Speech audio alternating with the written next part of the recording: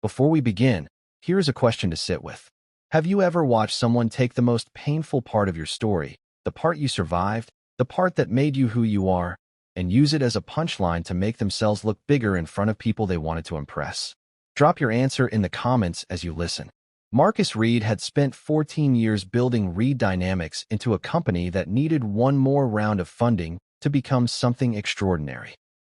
He had spent that same 14 years married to a woman he had never fully bothered to understand. He knew she had grown up in foster care. He knew she had been an orphan, technically, from the age of 7.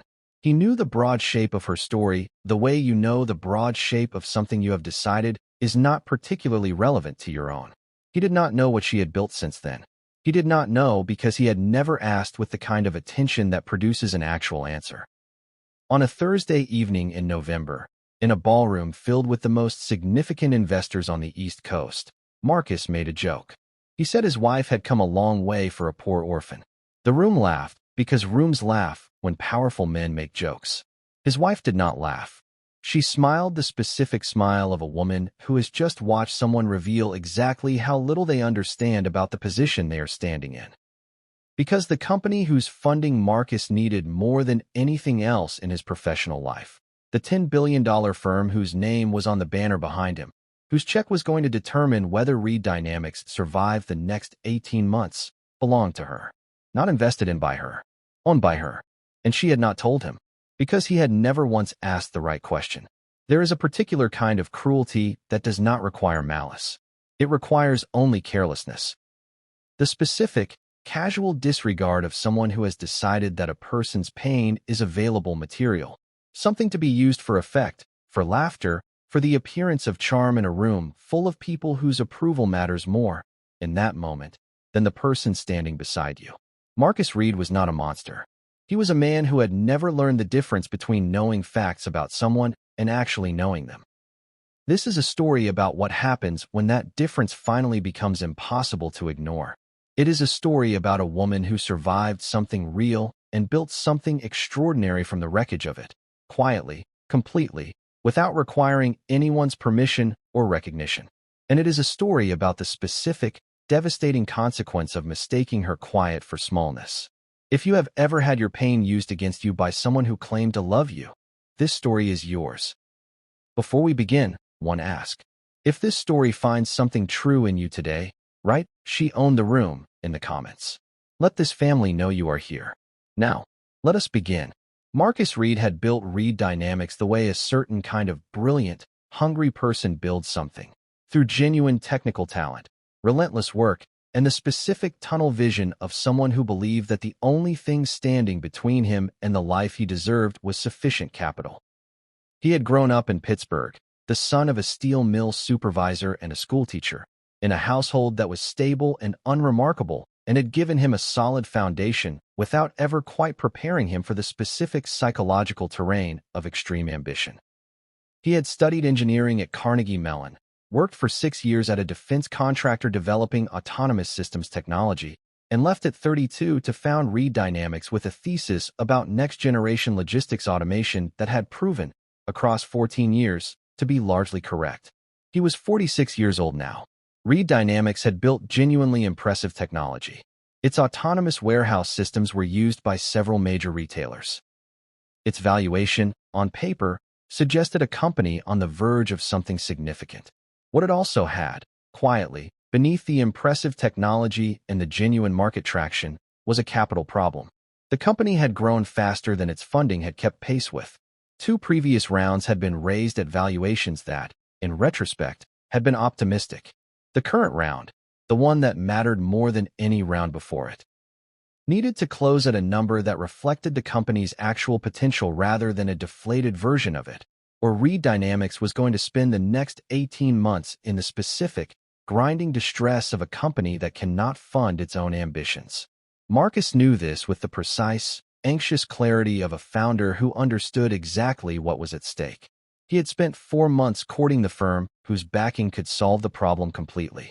Meridian Strategic Holdings, a $10 billion investment and holdings company with a reputation for precision, patience, and an almost legendary unwillingness to be impressed by anything except genuine substance.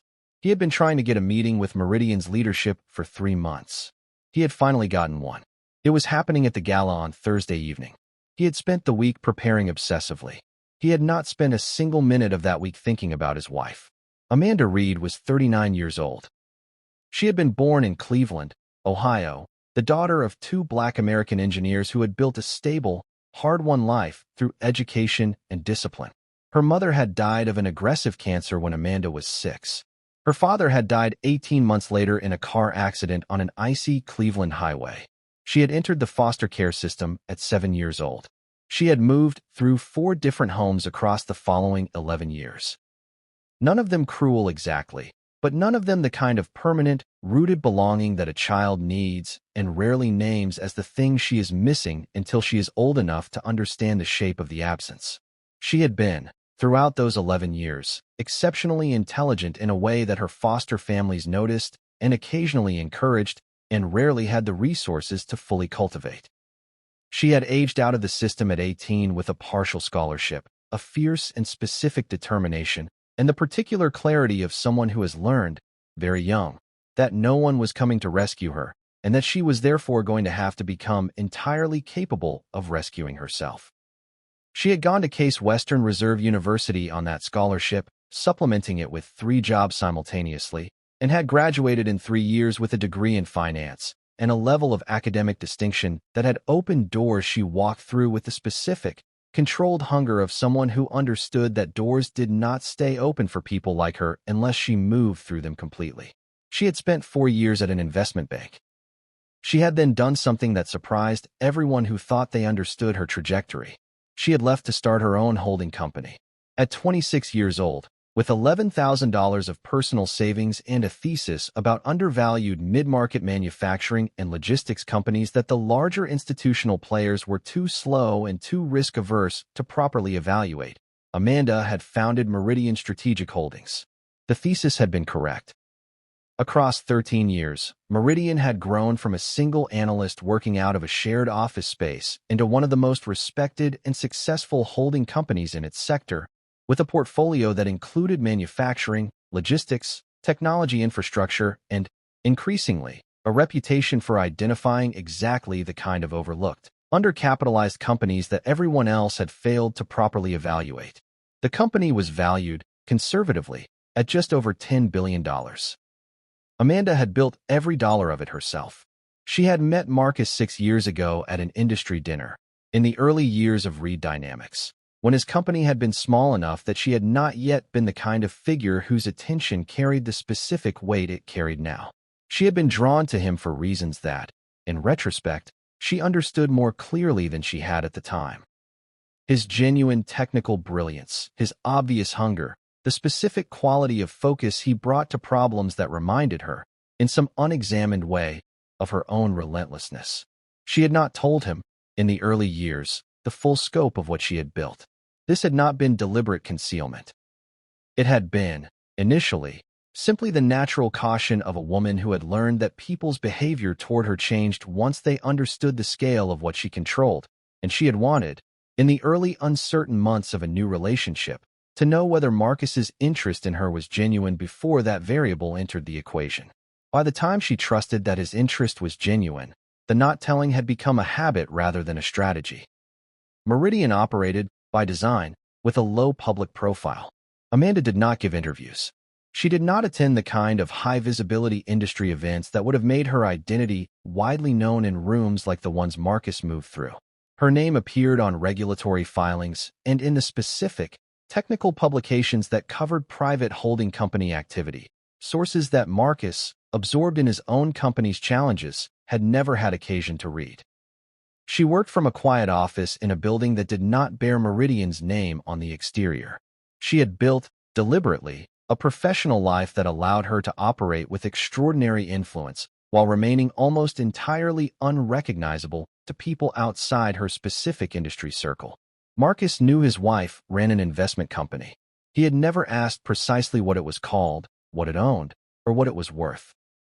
He had decided, somewhere in the accumulated busyness of his own ambitions, that the details were not particularly relevant to his daily life. He was about to discover exactly how relevant they were. Their marriage had not been unhappy in any dramatic sense. It had been the specific kind of marriage that exists between two extremely driven people who are each, in their own ways, somewhat absent. Present for the relationship in the sense of sharing a home and a life and genuine affection, but not always present in the deeper sense of full curiosity about who the other person actually was beneath the daily logistics. Amanda had built Meridian alongside their marriage, not despite it. Marcus had attended the early dinners, the anniversary celebrations, the specific markers of a relationship that was functioning. He had asked, in general terms, how her work was going. She had answered in general terms. The specificity had simply never been required. He had told colleagues, when her work came up at all, that his wife was in finance, that she did well, that she was sharp. He had never said the actual name of her company in a professional context, because the actual name of her company had never come up in a context where it would have been relevant for him to know it. This was not because Amanda was hiding anything from him specifically. It was because Marcus had never asked with the kind of attention that would have produced the actual answer. The orphan comment was not new. Marcus had made some version of it before, at smaller gatherings, among friends, in the specific register of a man who believed that acknowledging his wife's difficult origins was a way of demonstrating how far she had come and, implicitly, how generous and broad-minded he was for having married her. He had never noticed that Amanda's expression, every time he made some version of this joke, contained something he had not bothered to read accurately. He had read it as good humor. It had never been good humor.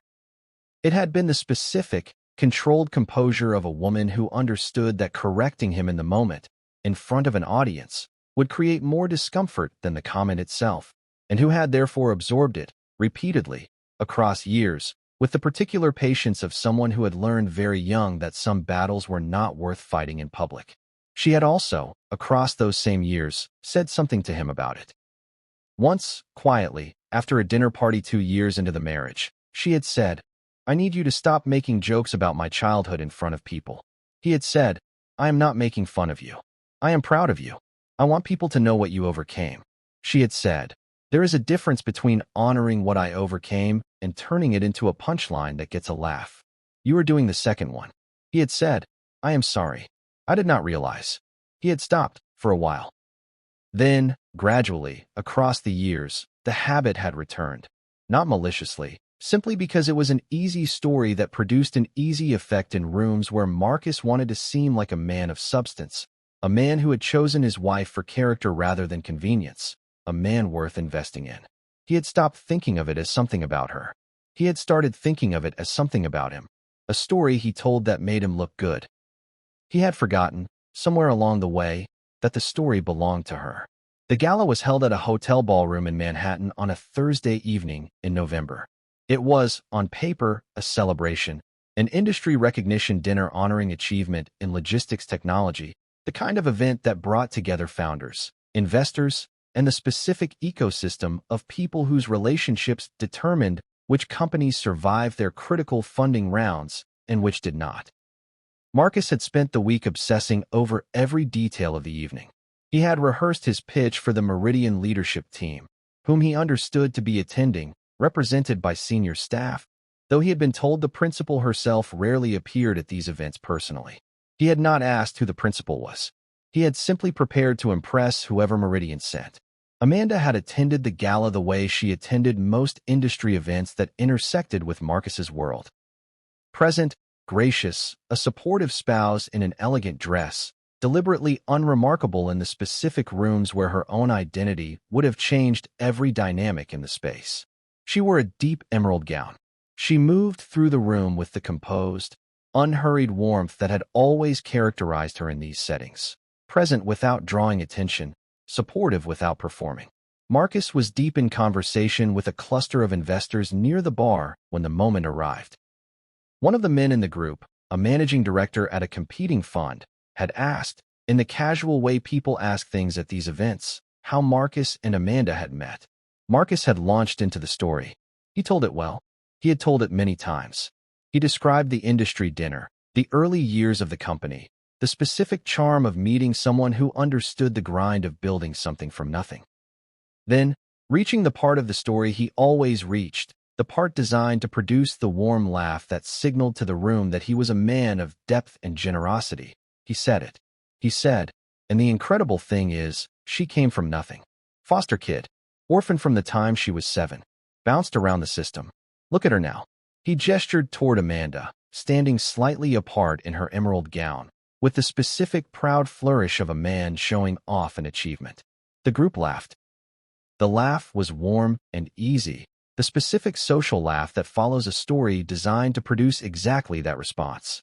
Marcus laughed too, pleased with himself, pleased with the room's reaction, entirely unaware of what he had just done. Amanda did not laugh. She smiled.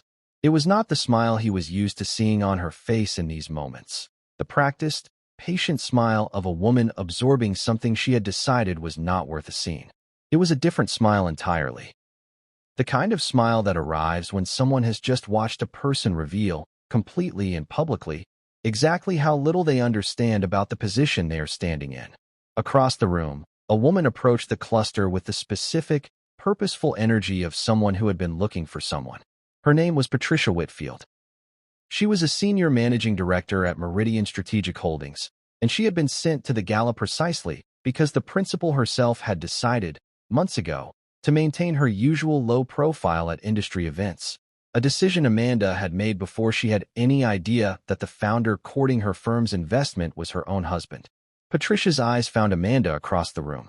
Her expression shifted from professional composure to something else entirely. She crossed the room directly. She said, "Amanda, I did not realize you would be here tonight." The group around Marcus went quiet. Marcus looked at the woman who had just addressed his wife by her first name with the specific familiarity of a colleague. He said, "I am sorry, do you two know each other?" Patricia looked at him with the careful, evaluating expression of someone recalibrating an entire situation in real time. She said, "Mr. Reed, I do not believe we have been formally introduced. I am Patricia Whitfield, Senior Managing Director at Meridian Strategic Holdings." Marcus's expression shifted, the specific professional alertness of a man recognizing the name of the firm he had spent 4 months courting. He said, "Of course. Thank you for coming tonight. I am very much looking forward to." Patricia said, "Mr. Reed, I think there may be some context missing here." She paused. Amanda is the founder and principal of Meridian. The cluster of investors around them went completely still. Marcus looked at Patricia. Then he looked at his wife. "Question for you. Have you ever watched someone realize, in a single irreversible moment, the full scope of what they had been carelessly disregarding? And did you feel anything close to satisfaction watching the realization land?" The silence that followed lasted approximately 5 seconds. 5 seconds is not long in ordinary time. In that ballroom, in that specific moment, it stretched into something that felt considerably longer. The kind of silence that arrives when an entire room recalibrates simultaneously, when several dozen people who had been having several dozen separate conversations all become aware, at once, that something significant has just happened in front of them. Marcus said, "That is not possible." He said it with the specific reflexive disbelief of a man whose entire understanding of an evening, and, more slowly, of a marriage, was rearranging itself in real time. Patricia said, "I understand this may be a surprise. Amanda has maintained a low public profile by design. But I assure you, the registration documents, the regulatory filings, the entirety of Meridian's ownership structure, all of it leads back to her." Marcus looked at Amanda. Amanda looked back at him with the composed, level expression she had been holding since the moment he made the joke. She said, "Hello, Marcus." He said, "You own Meridian." She said, "I founded it. I have owned it for 13 years. He said, "You never told me." She said, "I told you I ran an investment company. I told you it was doing well. You never asked for specifics." She paused. "You never asked many specifics about anything that was mine." The investors around them, the men Marcus had spent the entire evening trying to impress, were watching this unfold with the specific, fascinated attention of people witnessing something they would describe to colleagues for months. One of them, the managing director who had asked the original question, said, carefully, "Mrs. Reed, I am sorry, should I be addressing you differently?" Amanda said, "Amanda is fine." She turned to the group with the specific, composed authority that had built a $10 billion company across 13 years. She said, I want to be direct, because I think directness serves everyone here best.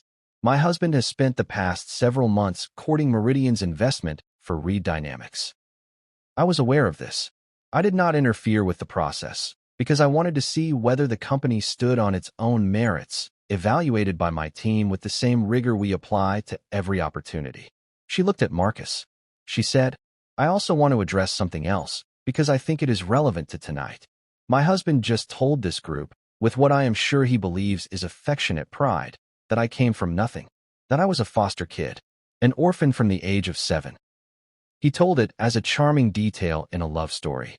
The room was very still. She said, that part is true. I was orphaned at 7.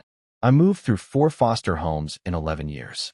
I aged out of the system with $11,000 I had saved from 3 part-time jobs and a partial scholarship to a university I was determined to attend regardless of what it cost me to get there. Her voice did not waver. She said, I do not require anyone's pity for that.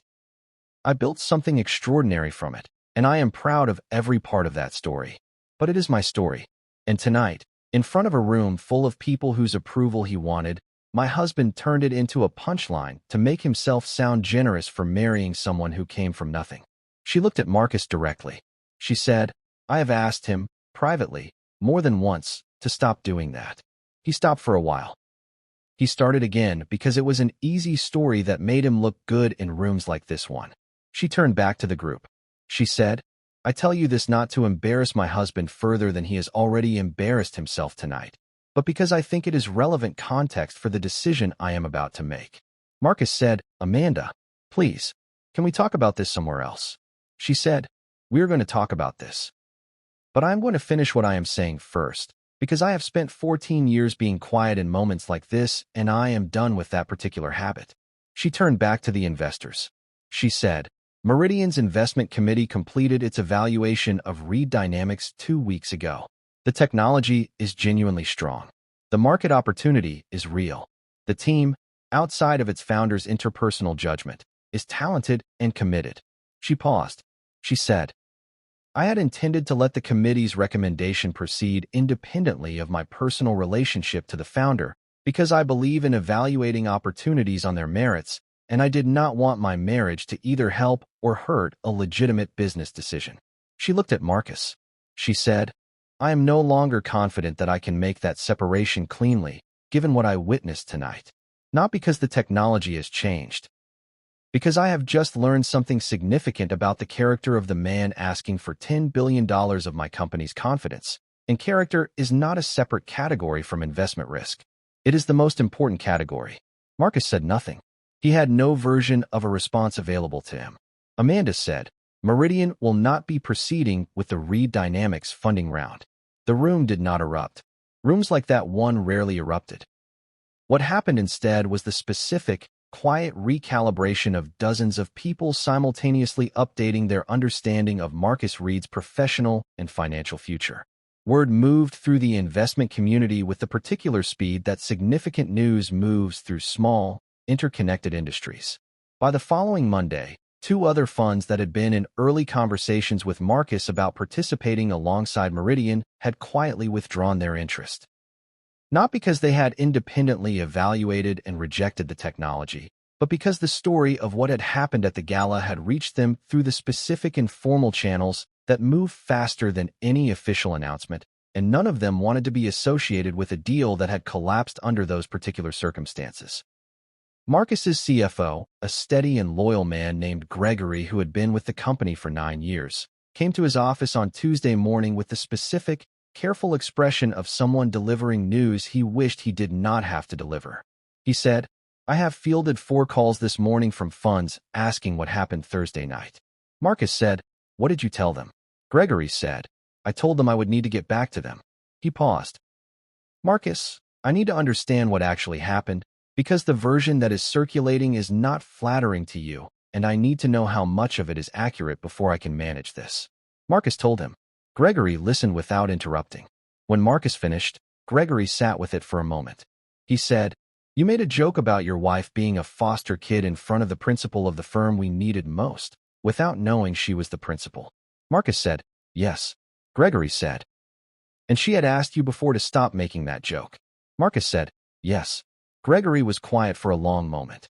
He said, "I'm going to be honest with you because I think you need someone to be honest with you right now. This is not a story about bad luck. This is a story about a pattern of behavior finally meeting a consequence large enough to be impossible to ignore." Marcus looked at him. Gregory said, "I have watched you make some version of that joke for years. I always thought it was in poor taste. I never said anything because it was not my place. I am saying something now because the company's survival depends on you understanding exactly what happened and why." Marcus sat at his desk for a long time after Gregory left. The funding gap that Meridian's withdrawal created was significant enough that Reed Dynamics board called an emergency session within the week. The conversation was difficult. The company had genuine technology and genuine market traction, but the capital runway had been built around an assumption that Meridian's investment would close, and that assumption had collapsed in a single evening due entirely to circumstances of Marcus's own making. The board did not remove him. The technology was still his. The vision was still largely sound, and a public leadership change in the middle of a funding crisis would have made the situation considerably worse. But the board chair, a woman named Eleanor who had been on Reed Dynamics board since its second funding round, delivered a private assessment to Marcus that he would carry with him for a long time. She said, "I am not going to spend this conversation discussing your marriage. That is not my business. I am going to spend it telling you that the single most expensive mistake of your professional life happened in a 5-second comment that had nothing to do with strategy, nothing to do with technology, and nothing to do with market timing. It happened because you treated your wife's history as entertainment in a room where it mattered who was listening."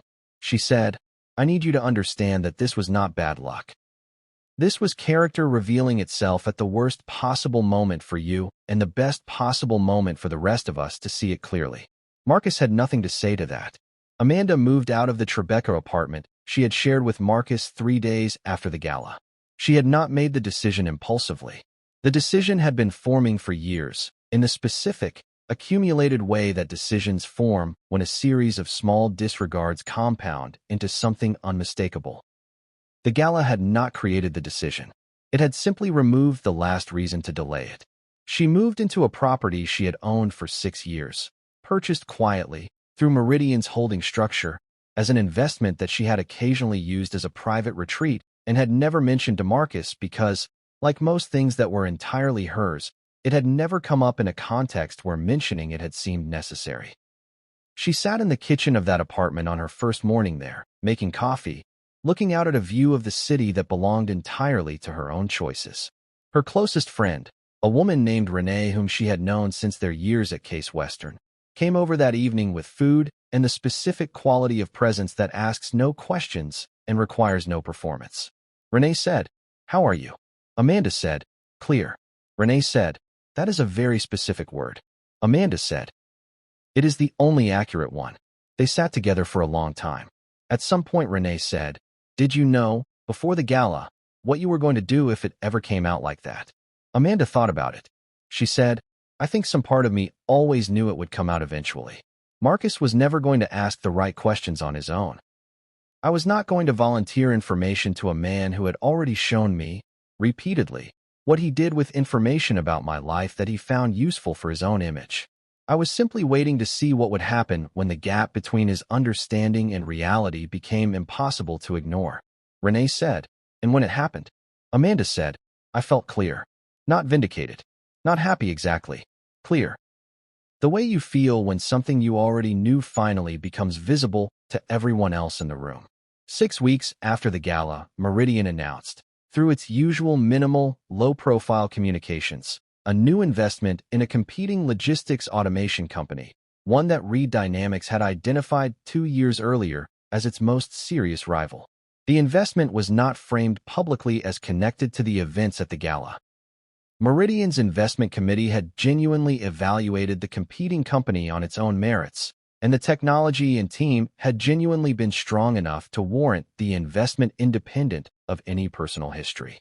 But the timing was understood, throughout the industry, exactly the way it was meant to be understood.